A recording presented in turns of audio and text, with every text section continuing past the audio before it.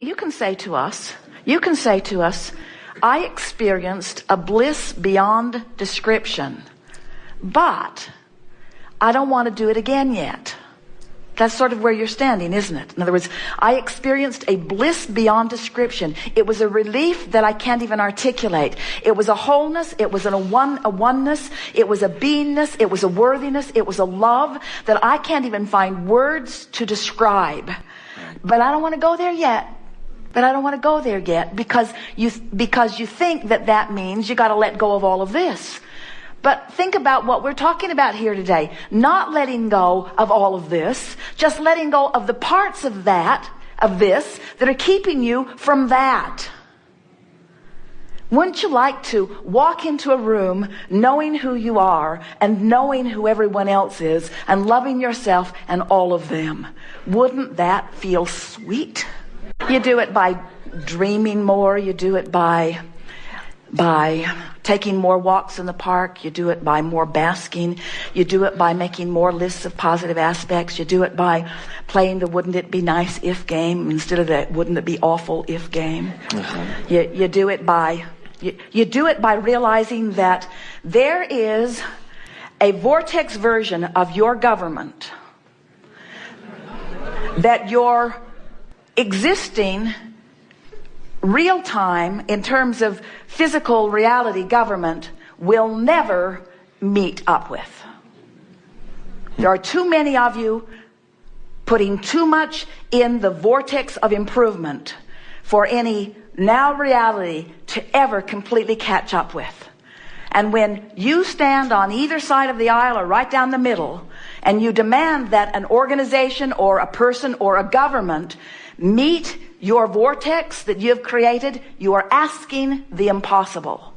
It's not your government's job to morph into something that pleases you. It's your job to spend your time looking at the government that you've created and feeling the satisfaction that will only come when you come into alignment with your version. It's time for you to let your kids off the hook, to let your government off the hook, to let the terrorists off the hook, to let all the people, the room service off the hook. It's time. Room service and terrorists, that's a good combination. It's time to let everyone who's not meeting your expectations off the hook, because it was never their job to meet your expectations. It's your job to meet those expectations, you see. So you have to withdraw your attention from the things that don't meet your expectations, as you did in your near-death experience. You have to withdraw your attention in order to deactivate the vibration that holds you apart from who you really are. So you say, oh, well, I'll stop thinking about that. Well, you can't stop thinking about that thing that you're not going to think about, because you're thinking about that thing that you're not going to think about while you're thinking about not thinking about it. Because this is a universe that's based on inclusion. In other words, there's no such thing as no.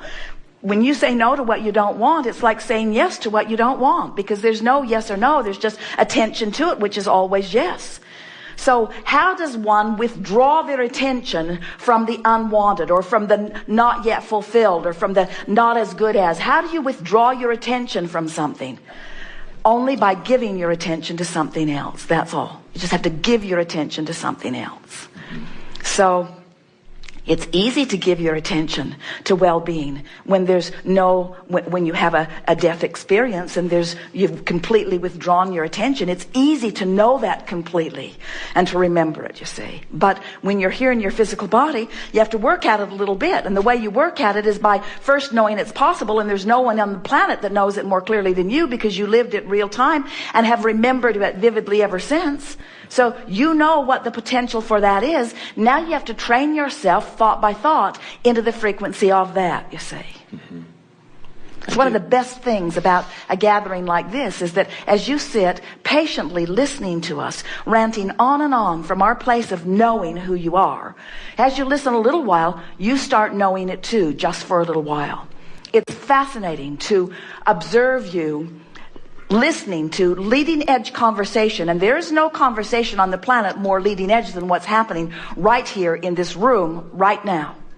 So here we are having this new leading edge experience where we're carving out this new understanding, and you all, so in the vortex, you're getting it real time right now.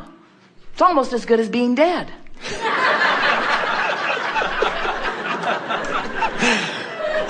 So then you leave here and you try to remember what you talked about. It's vague. It's sort of hard to remember. It just felt so good. I just felt so sure. I just knew that I could do it. I felt it, you see.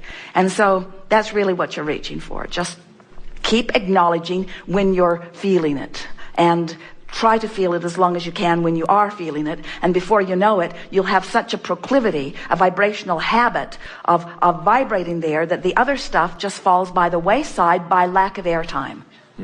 Wouldn't you like to see the oil bubbling up in that hole in the floor of the ocean and know that it's still all right? Wouldn't you like knowing that? Wouldn't you like knowing that the earth is spinning in its orbit and that the well-being abounds?